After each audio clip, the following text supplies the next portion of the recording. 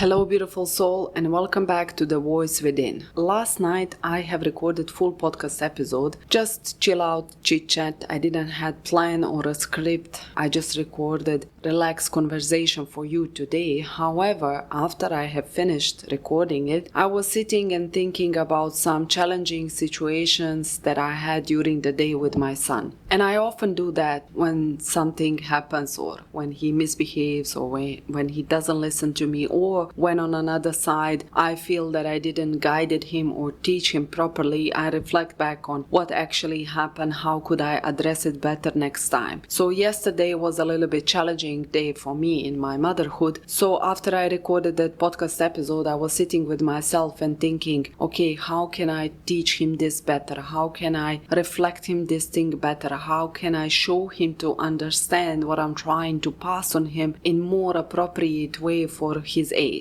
And while thinking about all of these things in my motherhood, I realized that I never recorded podcast episode about parenting shift or mindset shift that completely changed everything for me in my motherhood, how I observe myself in my motherhood like a mother, in my role of a mother, and the way I observe my child behavior. So today I want to talk about that mindset shift. And that mindset shift is actually how we observe repetition in motherhood. Those moments where we feel like we are talking to a wall, where we constantly need to repeat things, where it's becoming very draining and repetitive, and actually destroys spark in motherhood. It destroys that feeling of connection sometimes with a child, where we repeat and repeat the things constantly until we boil, and then we lose the patience. Then we guilt ourselves, then we try to correct it, then we go back again to repetition, and we feel like we are continuously repeating exactly the same things, and there is no real change in the behavior of our children. All of the things I'm talking about, all my work is always tied back to the one core thing, and that is self-trust for the woman, self-trust in the hands of the woman. Regardless, are we talking about motherhood or marriage or family or setting the boundaries or building ourselves, trusting our own voice, everything boils up to the one main thing, that we start trusting our intuition, that we start trusting in our own judgment and leading ourselves in our life with dignity. So often on the surface it can look like I'm talking about different things all the time, but actually everything is under one big umbrella, the self-trust for the woman, guiding yourself back to yourself, to your intuition, to your inner knowing. And then under that it comes all different areas of our life, how I like to call them the rooms of our life: motherhood, identity, marriage, family, friendship. In all of these areas, furniture is different, people are different, dynamic is different, but the only constant inside of it is you, like a woman, like a mother. So in this podcast episode, I want to give you some mindset shift for your motherhood room, for your parenting, where you get your power back, you get your voice back, you start trusting your own guidance and intuition in your motherhood, so at the same time you can guide your child in a better way. So often when we are faced in our motherhood with situations where we keep repeating our children something but they don't listen, we often feel like we are failing, like we did something wrong. I repeated so many times, I tried this way and that way, and shouting and screaming and slowly and gently, and I tried in every possible way, but it simply seems that my child doesn't change its behavior. This is not really noticeable that much when the children are small, because we kind of expect them to don't understand the things. But as they are growing older, we expect them to understand the things better. This is the tension that I'm facing with my son, because he is very vocal, quite aware for his age, where I often blur that line between the fact that he's still 6 years old child, not 36, and I am adult. So I have to keep reminding myself into the truth of his age, of his ability to understand me, and the fact that I am adult in the room. So in this podcast episode, I want to give you that power back in your motherhood. I want to give you that mindset shift which will keep guiding you and and keep reminding you on your main core role in your motherhood. We often think when the children don't listen to us that we are failing, that something is wrong, something is not going right, we are doing something wrong. But actually, that is parenting. When I have accepted the fact that repetition, as annoying as it is, it's part of parenting, kind of everything shifted for me. I stopped observing it like a burden, why I constantly have to repeat myself, and started actually looking in the ways how can I shorten that repetition, how can I explain better, how can I set boundaries better, how can I on the end guide my child in a better way. Like a parents, we often complain with statements, I'm repeating myself whole day. My children, they never listen to me. But our children, they don't have prefrontal cortex or front part of the brain which is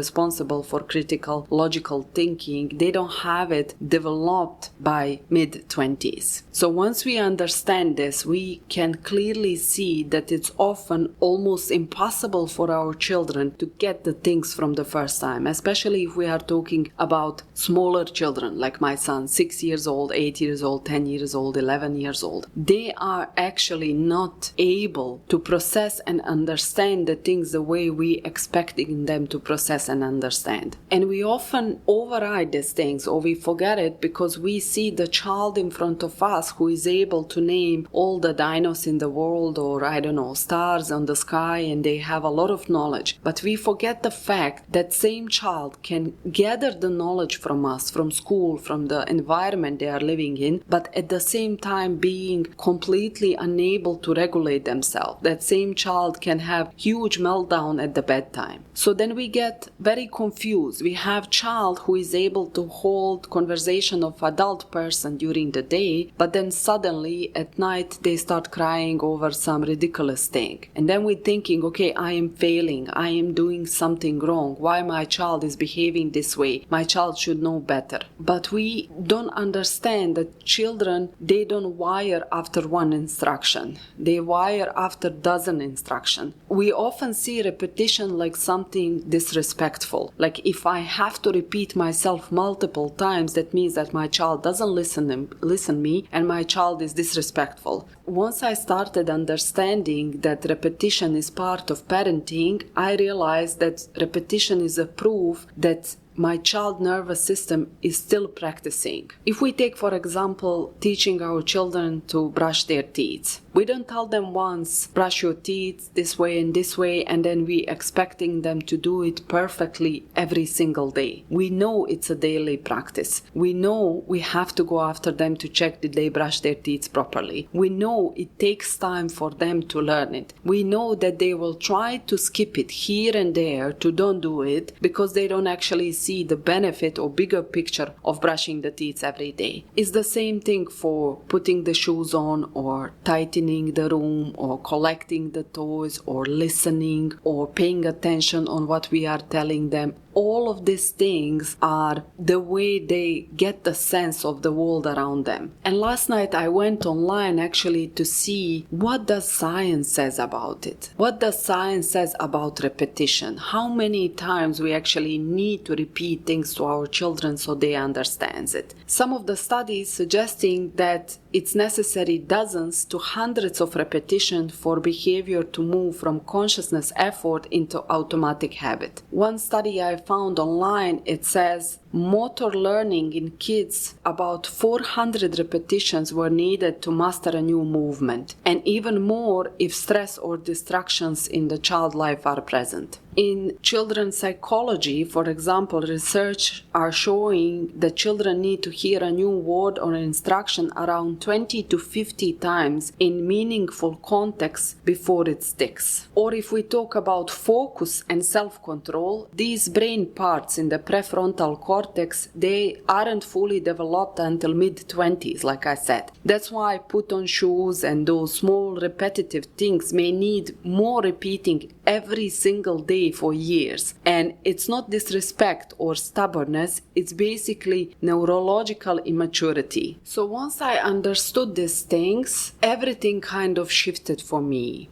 my child is not trying to disrespect me, or my child is stubborn or doesn't want to listen to me. It's actually still wiring his brain to understand my simple instructions, which in that case puts me in which position, like a mother? It puts me in the teacher position. So my child is not responsible or obligated to completely obey my rules while he is in the process of learning. This can be very intimidating when we understand that our children, they don't have to listen to us. And actually, it's very good that they don't listen to us, because this is the way they learn about the world around them. And our role, like a mother's, like a parents, is actually to teach them. So even when we are repeating the things, we are teaching them. Now, there is that part where immediately our brain fires and say, but what about if I told them 20 times and they still disrespect me? What about the situation where they intentionally ignoring me? What about this?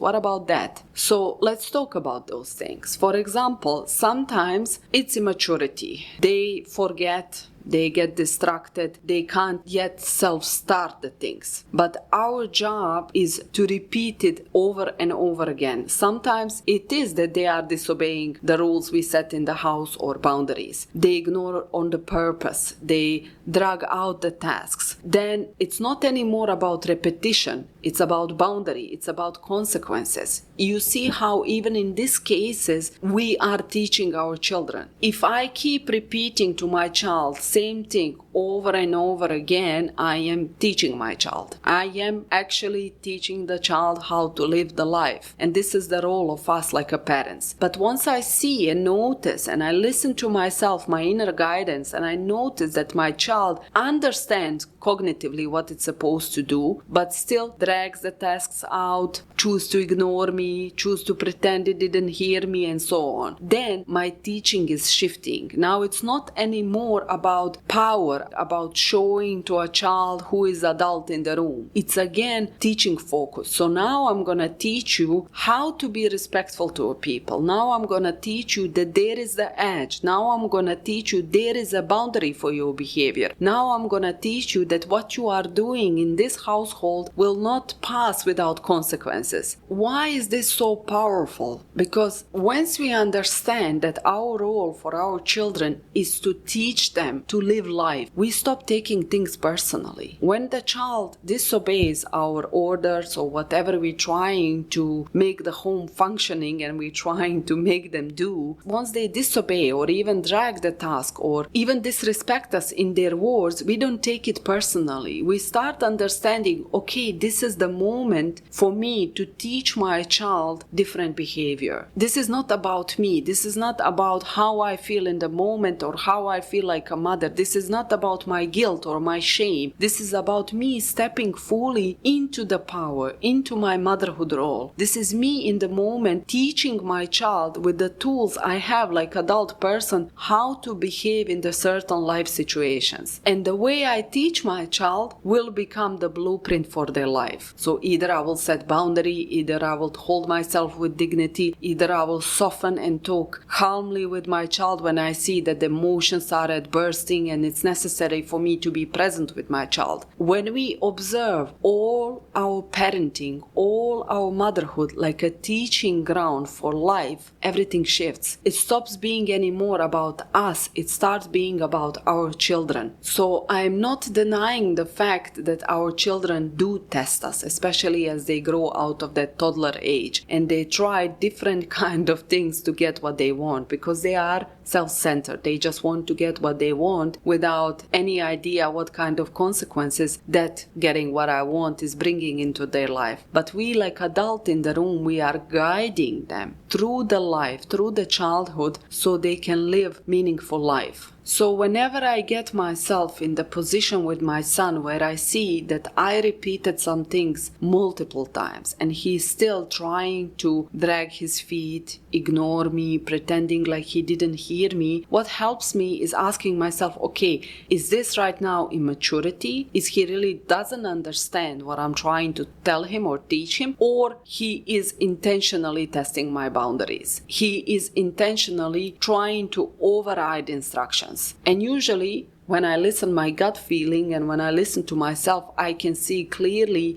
what is it in the moment. So if it is immaturity, I repeat again. I take him for the hand. I show him again and again until he masters the skills. But if I see that he is testing my boundaries, that he is trying to go around the things which are set in the house, then I'm getting different approach in this case. Still teaching, but teaching him with consequences, teaching him with stronger boundaries. If your lens is continuously, my children, they have to obey me because I am parent, every misbehavior, everything your child do will feel personal, will feel like a disrespect. Your nervous system in that moment will react like it's a war because you take the things personally. Whatever your child does, you feel like your child is doing it to you. But if you shift your lens and you say to yourself, I am teaching a human how to live, the same disrespect, or however we call it, misbehavior, it becomes like a teaching ground. You immediately step out of duality or head to head with your child. You go into the guidance. It's not you against your child, it's you teaching your child. And what is the most powerful thing in this small mindset shift is this reframing removes the shame and shouting, because you don't have need anymore to prove you are the boss and you are adult. You are showing to your child with the way you teaching your child that you are adult, that you know the steps. Even if I take a look at the most challenging behavior in our children, still it can be a teaching ground. Because when I look back on my teenager time, I can see clearly how much differently things would play if my parents did understand that my role is not to obey them, but their role is actually to teach me. When the child is rebelling against our boundaries, they are actually testing where is the edge. What happens if I push? And the way you respond in that moment, it will teach them there is edge. Boundaries hold. Connection is possible even after conflict. Danger with children who are rebelling like I was in my teenager is if we try to dominate them or push them to do something without actually teaching them why is this even necessary. Because what happens when we try to dominate our children with the one fact that we are adult and we are parents and we can dominate them, they learn fear or manipulation. When we try to teach them, when we have understanding that they still don't have developed brain, that they still don't have understanding of the world, we are teaching them with dignity, and even the most challenging behavior is building them up. Moving from idea that my child's supposed to by default obey me into my role in my motherhood is to teach my child, to teach human how to live, and his role is actually to test it. Do I know what I'm doing? Everything shifted for me. That feeling when I set boundaries at bedtime, when he asked me to read one more page or one more book, when I tell him it's enough for tonight, it's actually me teaching him that my love is consistent and my boundaries, they hold. And if I let it in and I let him push me to read one more page or one more book, what I'm actually teaching him? I'm teaching him if he push long enough, my boundaries will collapse. This is why we cannot say that the parenting is neutral. Everything we do, everything we decide, every choice we make, we are teaching our children something. This is why it's so crucial that we work on ourselves, that we reparent ourselves, not just for the sake of breaking the cycle like I was speaking in the previous podcast episode, but to give ourselves back that power and dignity in motherhood, to really understand that we are adult in the rooms, that we know the life, that we live longer than them. They are not equipped in understanding in the nervous system to comprehend the things that we do. So in order to teach our children way more than we learn ever in our life, it's logical that we need to up-level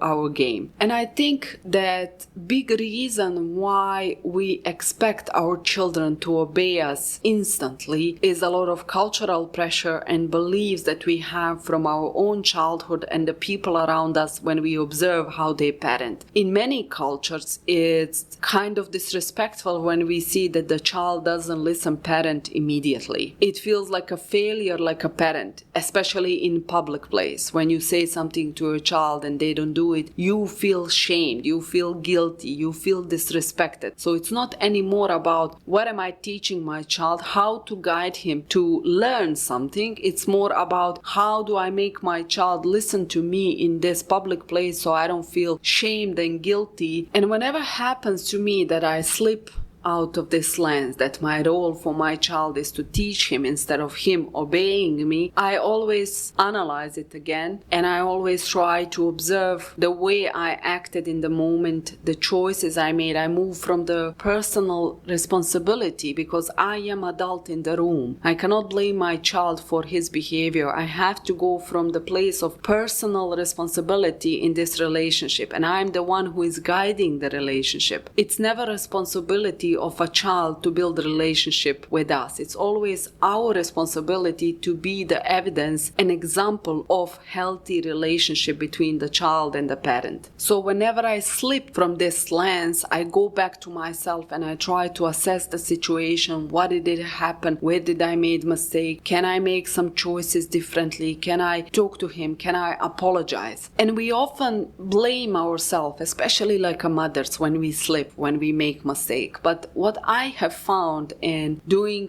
my own work and improving myself in my own motherhood is the power of reparation, the power of going back and repairing the things, the power of doing the things differently next time. This is something that most of us we never got. And it's already cycle breaking when we do that, when we analyze the things, when we are aware of our own flaws, and then we go back to repair it or to do it differently next time. So as long as you holding yourself like an adult in the room who is teaching human how to live, as long as you are focused on self-responsibility, on reparation, even when the slips happen, you are basically breaking the cycle. You are basically choosing something differently for your children. You are not failing if you keep repeating yourself in your parenting. The failure would be actually to expect your children to be 36 when they are actually only 6, 7, 8, 10, 11, 12, when they are still so small. This is the thing that I think we really need to memorize and put somewhere in front of our eyes all the time when we are parenting our children. Actual age of our children and actual development abilities of our children. When we behave like adults in the room with self-responsibility, with understanding that we are guiding our children and teaching our children, we are back into our power, into self-leadership, and we become the parent who parent with dignity. And that is really nice place to be when you understand that you are teaching your children something so valuable, so big, and so beautiful that they will carry that teaching and that guidance for the rest of their life. So